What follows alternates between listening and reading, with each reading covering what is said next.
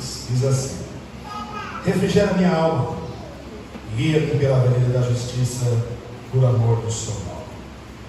Em nosso culto fé, ou em nossos cultos fé, nós temos falado um pouquinho, quero eu pensar que estamos discutindo sobre um determinado tema. E você que já acompanha o pastor Rodrigo sabe que o pastor Rodrigo gosta de falar, de refletir sobre uma série. Então eu tenho um determinado tema e a gente vai destrinchando esses temas no decorrer dos dias, dos domingos, das quartas-feiras. E das quartas-feiras, quero eu pensar que o que nós temos conversado, refletido até aqui, é sobre fé, espiritualidade e alguns problemas da alma. Cristão e identidade nós temos conversado nos domingos. E nas quartas-feiras é fé, espiritualidade e alguns problemas da alma. E quando olhamos para a Bíblia Sagrada é um livro completo, é um livro vivo, é um livro eficaz, é um livro que penetra onde a ciência, onde o remédio, onde nenhum sistema acadêmico ou qualquer doutrina, filosofia pode penetrar. A Bíblia penetra porque a palavra de Deus e ela é vida. E esta Bíblia Sagrada, que é vida eficaz, é a revelação de Deus para nós, ela é recheada de passagens, de livros, de capa a capa, que vão falar sobre o nosso interior, sobre a nossa alma, sobre os nossos problemas. Entretanto, há também na Bíblia, pois a Bíblia é um conjunto de livros, e nós vamos ver que há na Bíblia determinados livros que dão mais ênfase àquele tema. E assim é com qualquer outro tema. Quando você vai ler a Bíblia Sagrada, você vai ver que ela de capa a capa, ela vai falando sobre aquilo. Mas existem momentos, existem capítulos, existem livros que parece que dão mais ênfase ao tema. E no que diz respeito aos problemas da alma, ao nosso interior, à nossa subjetividade, aquilo que fala de nós, da nossa essência, os livros que falam mais sobre isso são justamente os livros que chamamos de poéticos, a saber, o livro de Jó, o livro de Salmos, o livro de Provérbios,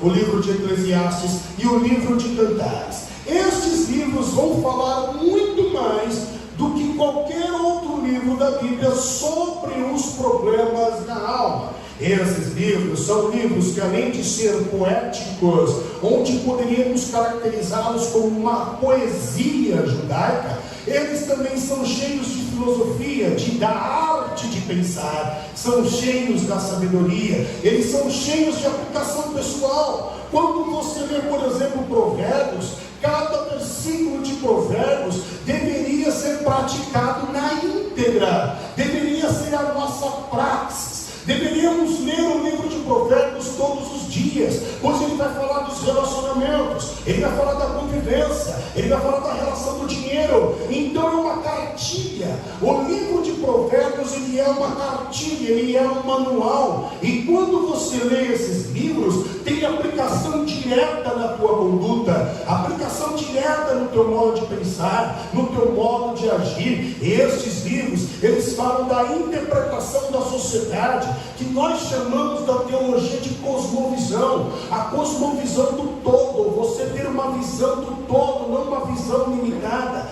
Esses livros vão falar de vivências, esses livros vão falar de experiências. Daí então a leitura, ela bate recorde no que diz respeito aos Salmos. Quando olhamos para o mundo como um todo e vamos ver no mundo, o livro na Bíblia que é mais lido, o livro na Bíblia que é mais lido é o livro de Salmos.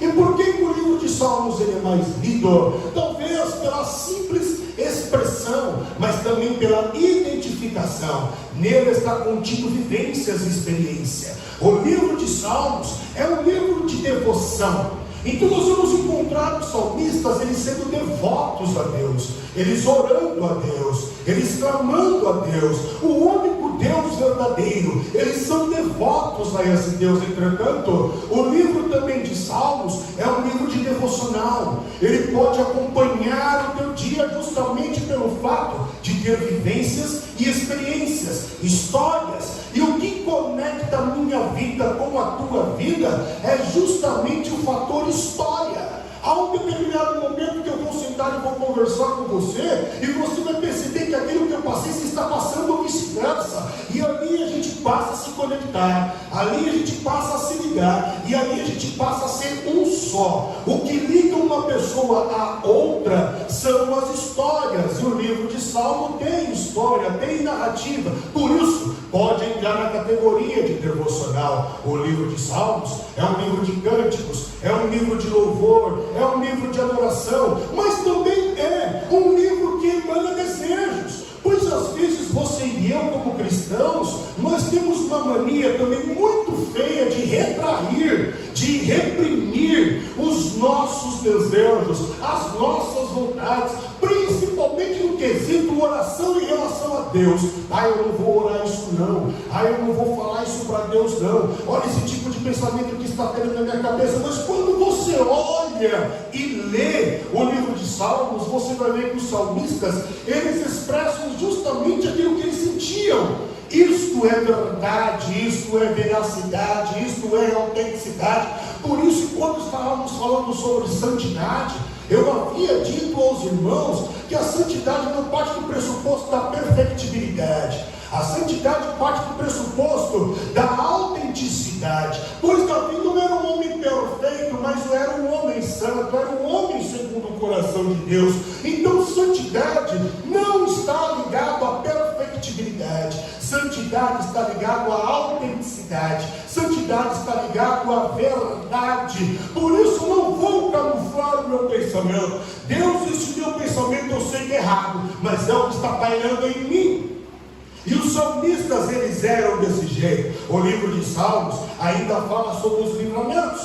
Por que eles cantam? Por que os judeus usavam os salmos para cantar, para expressar adoração, gratidão através do cântico dos livramentos, dos sofrimentos que eles estavam passando? E quando eu olho especificamente para o Salmo de número 23, o Salmo de número 23 é um salmo que eu, Rodrigo, poderia trocar o título. Pois o título comumente aceito no Salmo 23 é: o Senhor é meu pastor, Deus é pastor, Jesus é pastor, Deus é pastor. Esse seria o título do Salmo 23. Deus é pastor, o Senhor é nosso pastor. Eu poderia mudar esse título e poderia intitulá-lo de o Salmo das necessidades humanas. Quando eu leio o Salmo 23 e releio o Salmo 23, eu percebo que nele está contido as necessidades humanas. No verso de número 1, por exemplo, o salmista ele faz uma declaração, ele faz uma afirmação em fé: Deus é o meu pastor, ponto. O Senhor é o meu pastor e nada me faltará. O Senhor é o meu pastor e isso me basta. Acabou. Ponto final. Ele faz uma declaração. Entretanto, os próximos versículos já não são assim.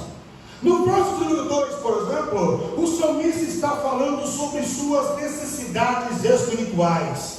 No verso de número 3, o salmista já não fala das necessidades espirituais. Ele está falando da necessidade de orientação. Pois só uma pessoa desorientada diz: guia-me. Eu não sei para onde ir. Eu não sei que caminho percorrer. Logo ele está desorientado, está deslocado.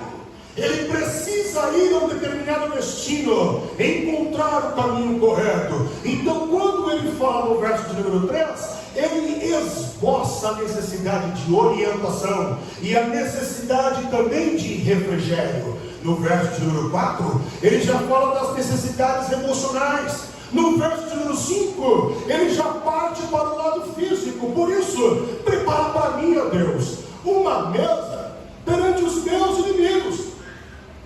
Deus, eu preciso de ver as tuas promessas serem cumpridas em minha vida. O ano da promessa ser cumprida, o ano daquilo que o Senhor falou, que o Senhor me exaltaria e coisas do tipo, tem que acontecer, porque estou escarnecendo do Senhor, estou escarnecendo de mim. Então prepara uma mesa. Mesa fala de fartura, mesa fala de comunhão, mesa fala de comida, mesa fala de presença. Então eu não quero, amigo, porque quem está escarnecendo escarnecendo de mim e zombando do Senhor porque nada tenho, são os meus inimigos. Então eu preciso de satisfazer as minhas necessidades físicas. O verso de número 6, já o salmista, ele apresenta a necessidade eterna. Onde é que eu vou morar a eternidade? Ah não, você vai ficar no caixão, o paletó de madeira, a tantos palmos abaixo da terra, é aí que tu vai ficar, acabou. E o salmista diz, não, eu vou morar na casa do Senhor eternamente. A morte não cabe no reino de Deus. Não existe morte no reino de Deus. Não vai acabar para mim. Não é um paletó de madeira que vai me impedir de encontrar Deus. Eu não vou ficar debaixo da terra. Eu vou morar com Ele eternamente. O que é isso? Necessidade eterna. E o verso de número 3, especificamente, que foi o verso que nós lemos, é uma oração.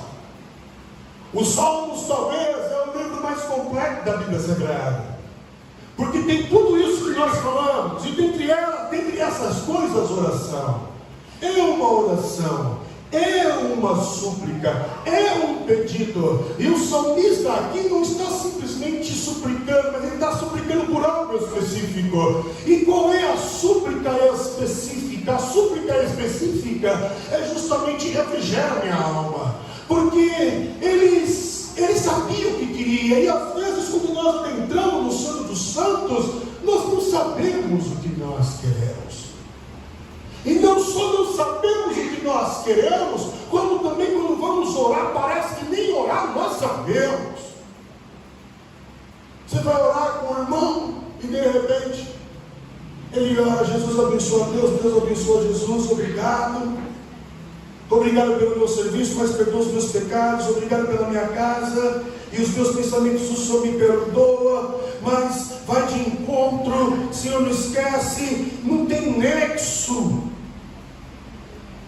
Vai e volta para o mesmo assunto, pede perdão 1000 vezes pela mesma coisa, já pediu perdão, vira a página.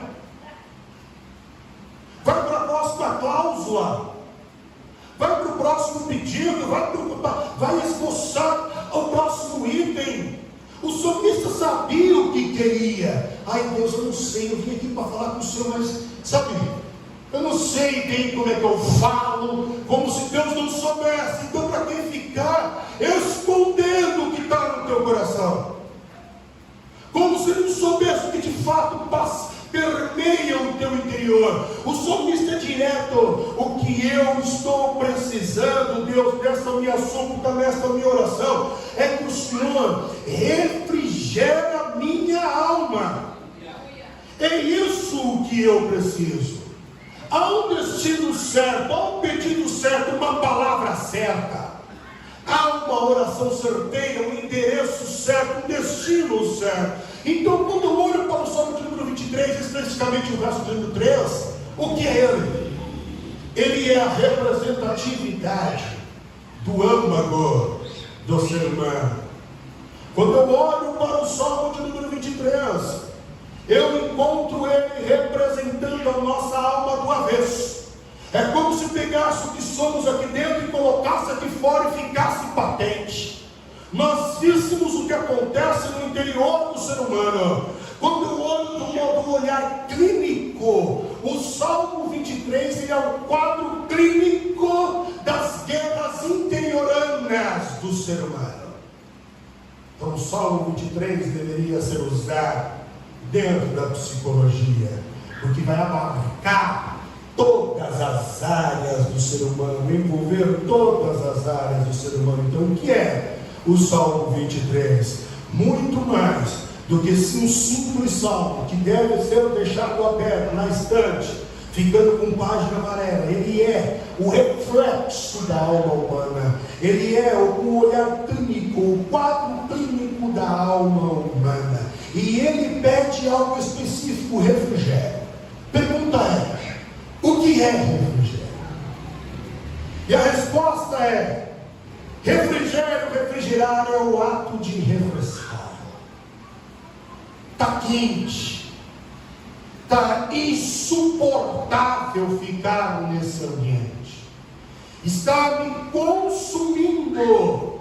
Eu estou perdendo as forças, a noção, a consciência por causa da alta temperatura. Eu preciso de algo que me refresque, de que abaixe a temperatura. Refrigério, refrigerar é o ato de refrescar, é o ato de deixar menos quente, e também é o ato de deixar menos doloroso. O pedido do salmista, quando ele pede refrigera minha alma, é justamente isso que ele está falando. Ele falou: Senhor, não tem como eu pular essa fase da minha vida.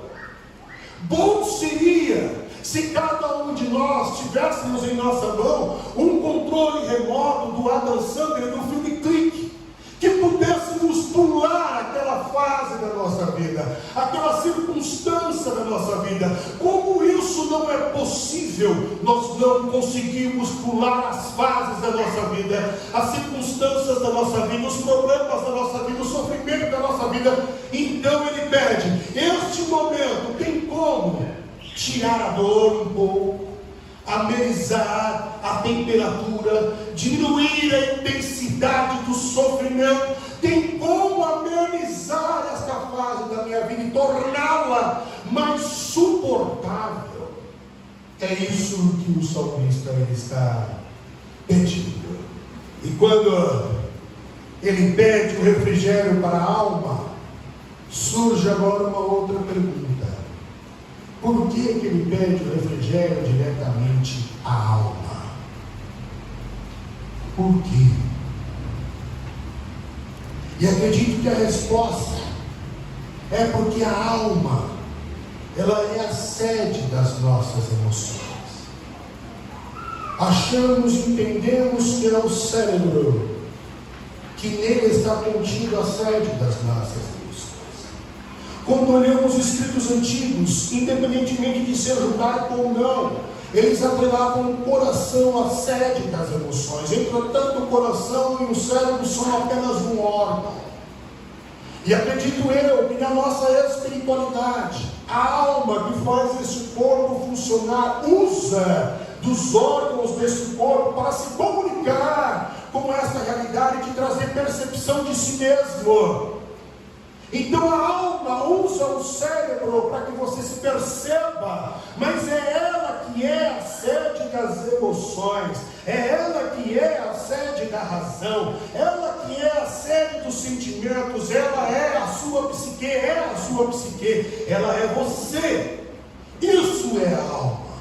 Por que ele pede então refrigério para a alma? Porque ele está percebendo que ele, na essência, não está conseguindo lidar com aquela circunstância, ele não está conseguindo passar por aquele momento, ele está desorientado, ele está cansado, ele está fatigado, ele quer desistir, ele está desanimado. Então ele suplica a Deus, ele para um determinado momento da vida dele e diz: Deus, bom pastor, refrigera a minha alma. Então por que ele pede o refrigério? Primeiro, ele pede o refrigério para a alma, porque a alma é a sede das nossas emoções. Segundo, por que ele pede o refrigério para a alma? Ele pede o refrigério para a alma porque a alma se abate. Segundo alguns estudiosos, alguns teólogos, eles vão dizer que a alma sente, e isso é refletido no corpo. A alma fica cansada e teu corpo ressente isso. A alma se abate e teu corpo sente isso. E o salmista do Salmo 42, verso de número 5, assim diz: porque está abatida, ó minha alma. A alma se abate. Por que ele pede refrigério da alma? Porque a alma do salmista do Salmo 23 se abateu. O que é o abatimento se não tirar o ânimo, tirar o vigor, tirar a vontade de continuar? O abatimento de alma é similar ao abatimento do corpo. Por que o corpo ele se abate? Porque lhe falta nutrientes. Por que o o corpo não tem ânimo, vigor, disposição, porque lhe falta sais minerais e vitaminas, então ele fica com aspecto de doente. Você percebe nitidamente na face da pessoa, ela não está com a cor que deveria estar, está meio amarelada, está doente, está abatida.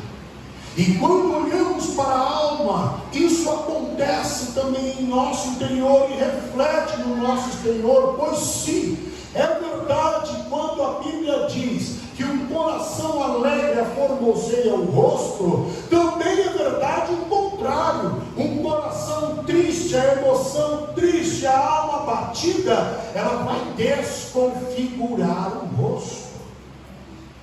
Você vai expressar do lado de fora o que você está sentindo dentro de você. Abater-se é se prostrar. Abater-se é se autodenegrir, se autodiminuir, se autoinferiorizar, é se depreciar, é se desfalecer. Isso é abater. E quando olhamos para a Bíblia Sagrada, ainda há uma figura que o salmista usa para demonstrar o abatimento da alma. É como se você estivesse rastejando no chão, como se fosse um réptil. O salmista, no Salmo 44, verso de número 25, assim diz: pois a nossa alma está abatida até o pó, o nosso ventre se apega à terra. Ele não consegue levantar. Ele não tem força, ele não tem vontade. Por esse motivo o salmista ora: refrigera minha alma.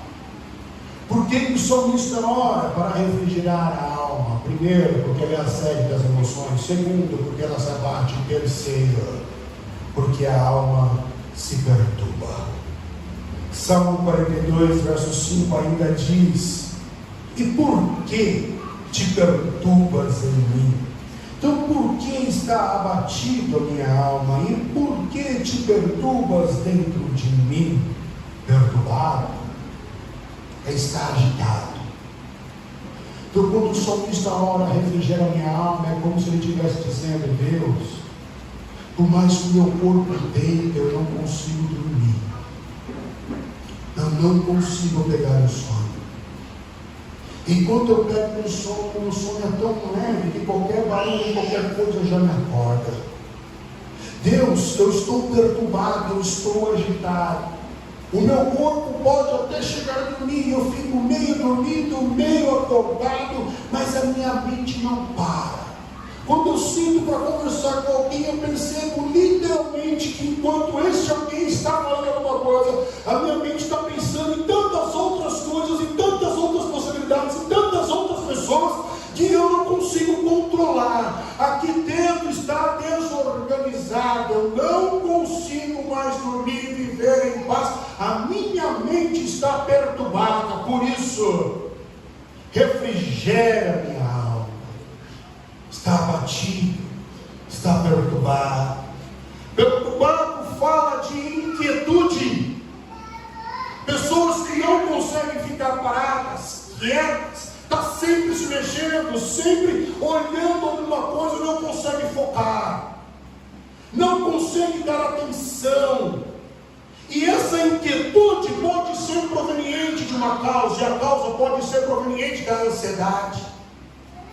E a ansiedade é como se você vivesse no futuro, desprezando o presente, na expectativa de que algo aconteça ontem. Há um desejo, e eu quero que esse desejo, ele aconteça ontem, e eu desejo tanto isso que não consigo ficar em paz, eu não consigo ficar quieto. Por isso, refrigera minha alma. Eu acho que esse é o quadro clínico das pessoas dos grandes centros, das igrejas. Eu não sei se os irmãos já repararam, mas é tanta mudança dentro da igreja. Repara, é tanta gente andando para tanto lado, parece que ninguém está fazendo nada aqui. sempre tem que ver alguma coisa na hora do culto. Você veio então para quê? Para que você veio? Outros respondem mensagens no WhatsApp na hora do culto. Para que se veio? Aí depois não sabe porque a vida está torta e Deus está repreendendo, Deus está ensinando, Deus está apontando o caminho. Mas a Marta continua ainda fazendo os afazeres. Poucos são Maria que sentam e escolhem a melhor parte de ouvir, aprender e praticar a palavra. Aquele que não pratica a palavra é o que dá um problema, o que pratica não dá problema.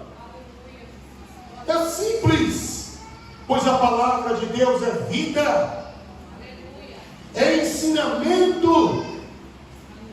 Por que eu não gosto desse negócio de conferência? E não vem para cá que esse negócio para mim me dá raiva. Por que eu não gosto desse negócio de conferência? Esse negócio de congresso? Porque para mim é só ajuntamento de gente. O propósito de ouvir a palavra, de se encher, de se corrigir, de se arrepender, não tem. É uma andança para lá, uma andança para cá. E não pode acontecer um barulhinho que o rosto já faz assim. A gente não consegue ficar parado. A gente desfoca muito fácil. Então, não, irmão, o que é o congresso? Está falando do que? Então não precisa usar a palavra congresso. Porque a pessoa já vai na motivação de um show, de um espetáculo. Já vai na motivação de um ajuntamento de um monte de gente. Aí tem gente que fica no calor, aí o outro levanta para pegar água, e aí fica se mexendo o tempo inteiro.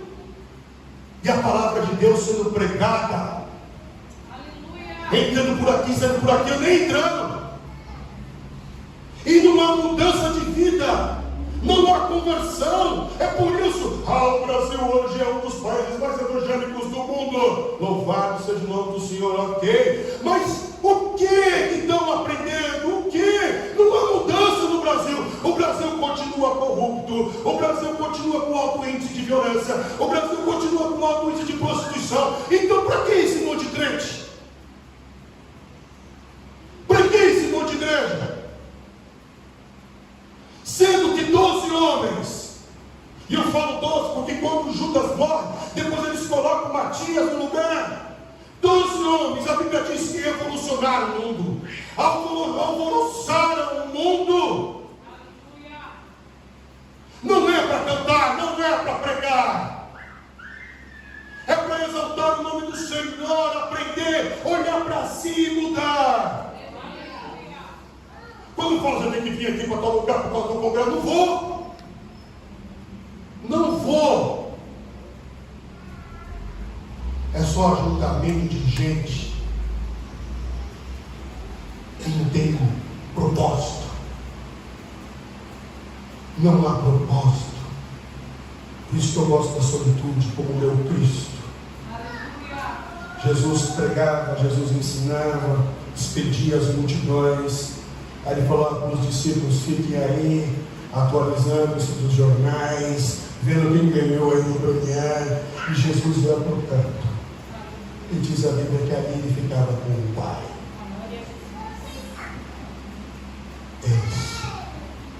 Só pessoas que passam tempo com Deus conseguem mudar histórias.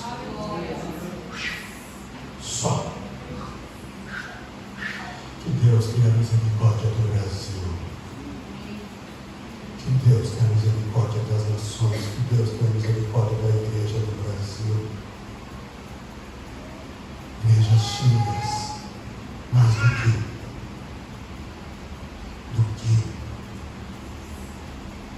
Então o salmista ora e pede refrigério, entretanto, para você que se encontra no quadro clínico da alma do salmista. Há uma segurança, há uma promessa. Porque Jesus diz em Mateus capítulo de número 5, verso de número 4, Mateus escreve as palavras do Cristo, e as palavras do Cristo são: bem-aventurados os que choram, porque eles serão consolados. E por que eu posso chorar, pastor? Eu posso chorar porque a minha alma está abatida, eu posso chorar porque a minha alma está prostrada, eu posso chorar porque eu estou desorientado, eu posso chorar porque eu estou perdido, eu posso chorar por N motivos. Então por que eu choro? Eu choro por N motivos. Entretanto, bem-aventurado você que está com a alma sofredora, desorientado, abatido. Refrigério. Agora, por que há segurança para as nossas almas? Porque o salmista do Salmo 23, verso de número 1, ele diz categoricamente: o Senhor é o meu pastor e nada me faltará. Nada. Não é o pastor Rodrigo, não são as igrejas do Brasil, não é a Lagoinha. O que cura, o que liberta é Deus, é a palavra de Deus. É esta palavra que age os nossos corações. Se algum movimento é maior que a palavra, não precisa da palavra. Não precisa da palavra. Se algum dom é maior do que a palavra, não precisa da palavra. A palavra dele é eterna, a palavra dele é viva, é ela que liberta. Jesus disse: estáis limpos pela palavra que eu vos tenho curado, que eu vos tenho pregado. É essa palavra que liberta, purifica. É essa palavra. Uma vez perguntaram para falar para mim, isso já faz muito tempo. Não é muito tempo não, foi no começo do ano, de janeiro. Mandaram uma mensagem para mim. Disseram assim: pastor, sou novo na igreja e eu estava vendo, nossa igreja não tem culto de libertação, né? Eu falei: não tem não. Foi ingenieiros e me chamou no particular. Falou: pastor, a gente tem que implantar. Vamos implantar, te ajudo. Era o irmão novo da igreja. Aí eu cheguei e falei: irmão, se a palavra não liberta, minha oração não vai libertar. Se a palavra não purifica, não penetra, não mais nada faz. E eu tenho que criar um culto para Jesus libertar. Então, se Jesus libertar hoje, por exemplo, porque não está o nome culto de libertação, eu tenho que falar: Jesus, o Senhor, hoje é meu dia. O Senhor não tem que libertar, mas Jesus falou assim: não, o Espírito do Senhor está sobre mim, porque Ele me enviou para libertar os cativos. Quando? Onde eu for, a qualquer hora, a qualquer momento. Então todo culto é culto de libertação, irmão. Está pregando a palavra, é culto de libertação. É a palavra de Deus, é culto de libertação. Logo, o pedido do salmista se concretiza em Cristo, porque Jesus é o bom pastor. E o bom pastor dá a vida pelas ovelhas. Entretanto, eu olho para Paulinho. E quando eu olho para Paulinho sempre me fascina. Paulinho é um cara, meu pastor, aprendo muito com Paulinho. E a função de refrigério não é só do pastor Jesus, mas Paulinho também demonstrou que nós podemos ser um refrigério para ele. Na segunda carta a Timóteo, capítulo de número 1, verso de número 16, Paulinho ele vem e escreve assim: o Senhor conceda misericórdia à casa de Onesíforo. Quem é Onesíforo? Não sei. Não faz parte do rol da fama da Bíblia. Não se tem pregações falando de Onesíforo. Não se tem livros escritos falando de Onesíforo. O nome dele nem é nome. O nome dele nem é bonito. O nome dele nem é chamativo. Quem é Onesíforo? Então Paulinho o escreve, coloca na Bíblia e o eterniza, só que a gente ignora.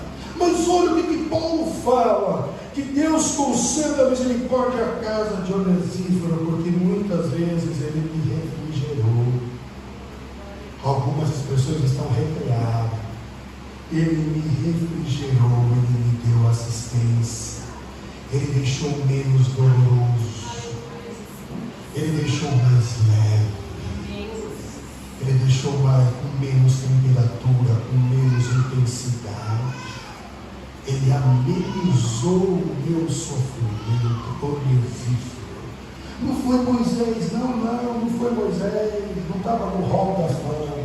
Não foi Elias, não foi Elias, também não foi Pedro, não foi João, nenhum desses. Quem me refrigerou e não se envergonhou do Evangelho, nem das minhas dores, nem do meu sofrimento, nem das minhas prisões, o Messias.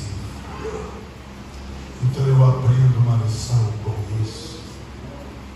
A lição que aprendo é: se eu não puder ajudar, não puder ser bênção, cura, saúde, refrigério para alguém, então que eu também não seja um problema.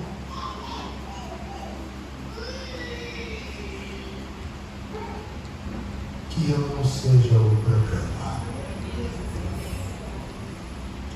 Crente não é da classe do problema. Crente é da classe da solução. Se você não pode ser saúde, ajuda, força, refrigério, também não seja o contrário. É melhor deixar. Mas se puder optar, opte por ajudar. Opte por estar no mesmo propósito. Opte por contribuir, por pegar a carga. Daqui, deixa que eu levo. Eu gosto de uma passagem na Bíblia, que é 2 Coríntios capítulo 9, se não me for a memória, que fala sobre as ofertas. E lá tinha uma briga. A briga que tinha naquela igreja, Paulo está falando lá do que aconteceu em outra igreja, não em Corinto. Paulo está contando para eles a história.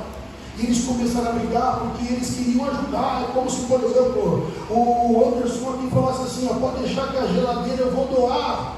Aí o outro irmão do lado de cá fala assim: não, a geladeira não, eu não vou doar a geladeira. Não, irmão, já falei primeiro. Eu falei assim: então vamos doar a tua geladeira. Eles começam a brigar para ver quem é que vai ajudar mais.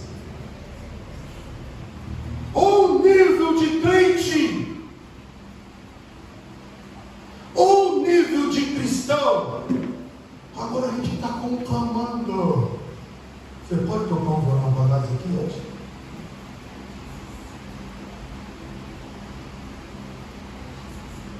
Tenha piedade de nós, ó Pai. Eu oro pela tua alma. Oro pelo refrigério da tua alma. Que você encontre refrigério no Pai nos braços do outro, e que os braços do outro sejam o refrigério do Pai a você.